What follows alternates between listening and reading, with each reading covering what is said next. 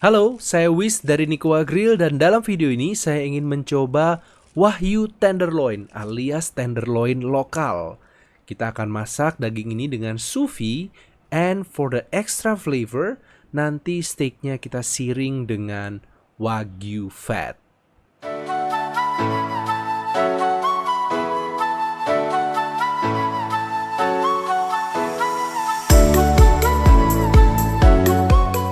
Wah, meskipun daging lokal, kita bisa lihat ini lumayan ada intermuscular fatnya ya. Cuman memang kita bisa lihat juga ini bentuknya tidak rata ketebalannya antara sisi kanan dan kiri. Bentuk daging yang tidak rata seperti ini akan sulit untuk dimasak jika dengan metode direct grilling atau direct searing.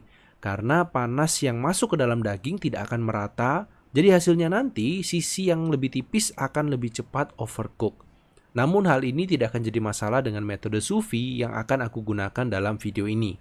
Karena daging tenderloin ini tidak berlemak, jadi untuk seasoningnya aku menggunakan bacon salt supaya ada sedikit flavor booster dari baconnya. Tentu saja kamu bisa menggunakan garam seasoning biasa. Ini dagingnya masih frozen ya, langsung aku seasoning karena ini masaknya pakai sous vide.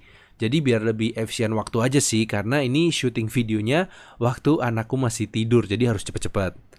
Bumbu seasoningnya standar ya, salt, freshly ground black pepper, and garlic powder. Untuk daging tenderloin kita bisa taburkan juga bumbu marinasi di papan, lalu kita roll supaya bagian pinggir daging juga mendapatkan seasoning hingga rata. Karena ini dagingnya masih agak beku, jadi agak susah ya ngerollnya. Jadi kalau kamu tidak terburu-buru dan ingin memasak steak, apalagi dengan metode direct grilling atau direct searing, pastikan kamu sudah mengeluarkan daging 45 menit hingga 1 jam agar dagingnya lebih mudah untuk dibumbui dan hasil kematangan dalam daging juga lebih merata. Ini dagingnya sudah terbungkus dengan bumbu marinasi yang merata di semua sisi. Sekarang kita masukkan ke dalam plastik vakumnya. Agar vakum dan sealnya aman selama direndam dalam air nanti, aku menggunakan alat ini.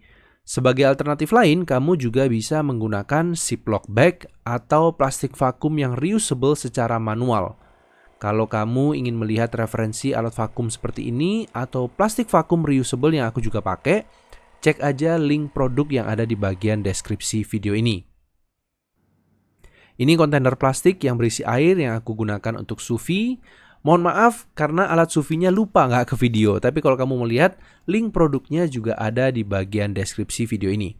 Nah, ini dagingnya bisa tenggelam dan tidak mengapung, artinya sudah tidak ada lagi udara di dalam plastik vakum ini.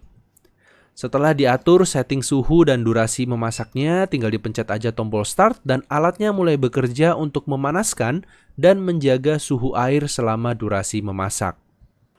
4 jam kemudian ini dagingnya sudah matang dengan tingkat kematangan medium rare.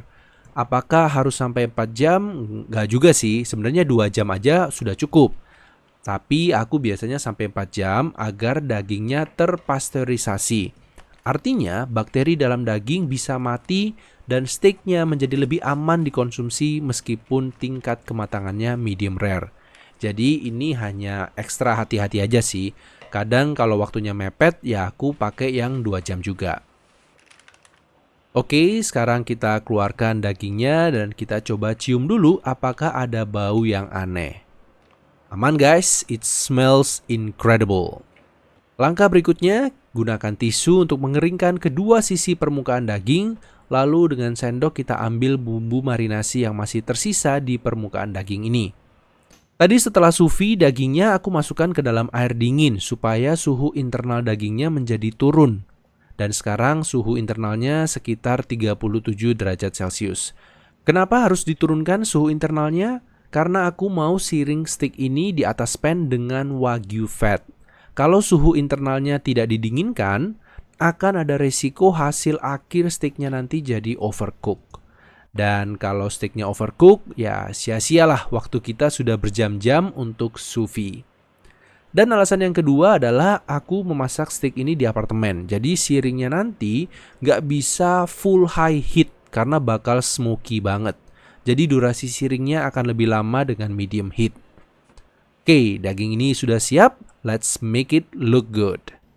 Panaskan cast iron pan hingga smoky seperti ini. lalu masukkan wagyu fatnya. Kita tunggu sampai semua sudah meleleh. Oke, ini sudah hampir meleleh semuanya. Kita ambil dagingnya dan letakkan dengan arah yang menjauh dari badan kita. Kita mau dengar suara sizzling seperti ini ya.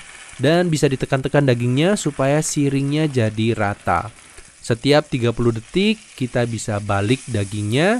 Nah, ini udah mulai kelihatan bagian pinggirnya udah golden brown. Tapi bagian tengahnya masih ada area yang abu-abu. Nah, itu kita nggak mau ya. Harus rata semua jadi golden brown. Jangan lupa bagian pinggirnya juga harus kita siring agar semua sisi bisa rata golden brown. Ya, ini demi konten ya, jadi harus multitasking. Tangan kanan capit daging, tangan kiri pegang kamera buat angle yang portrait. Demi Reels, TikTok, dan YouTube Shorts nih. Nah, beneran smoky banget kan? Padahal ini sudah medium heat. Oke, in real time ini waktu siringnya sudah kurang lebih 4 menit.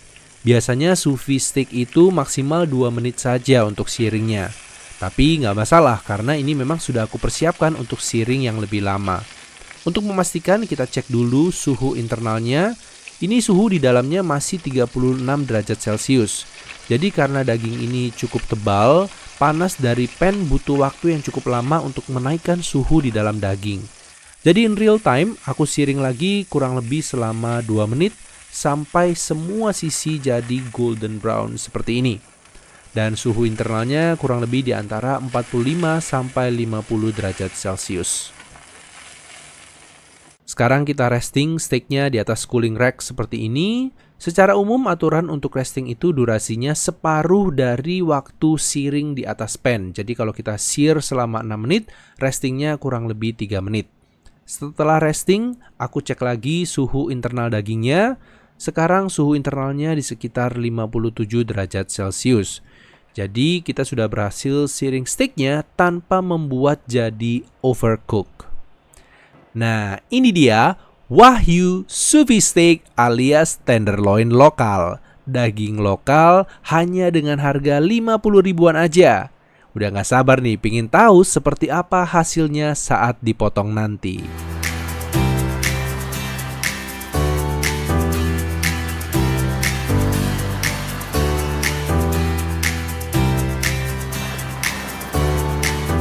Here it is, the moment of truth.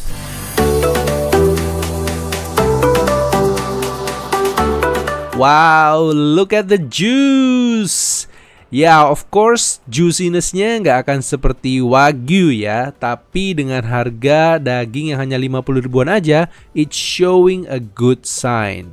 Jadi secara visual kita sudah berhasil dapetin warna pink yang merata dari ujung ke ujung. Namun pada saat memotong dagingnya ini baru terasa ada perbedaan yang cukup signifikan. Dagingnya tidak seempuk tenderloin grade yang premium. Jadi ya kita harus memanage expectations nanti waktu nyobain steaknya. Untuk penyajiannya kita rapikan sedikit. Ini aku tambahkan crispy garlic and herbs for flavor and extra crunch. Dan sausnya aku pakai creamy mushroom sauce. Sausnya ditaruh di satu sisi gini aja biar lebih estetik dan dagingnya tetap menjadi star of the dish. Oke, akhirnya waktu untuk mencoba daging steak tenderloin lokal yang sudah dimasak dengan metode sous vide. Ya sesuai ekspektasi, tekstur dagingnya masih chewy, gak alot sih, tapi ya gak empuk banget, tetap perlu effort untuk dikunyah. Rasanya udah oke, very well seasoned. Dan siring dengan wagyu fat tadi juga membantu untuk lebih flavorful. Jadi semakin penasaran nih gimana ya caranya supaya steak tenderloin Wagyu ini bisa jadi semakin mirip dengan Wagyu. Jadi PR deh buat video eksperimen berikutnya. Thank you buat teman-teman yang sudah nonton. Sampai jumpa di video-video selanjutnya. God bless.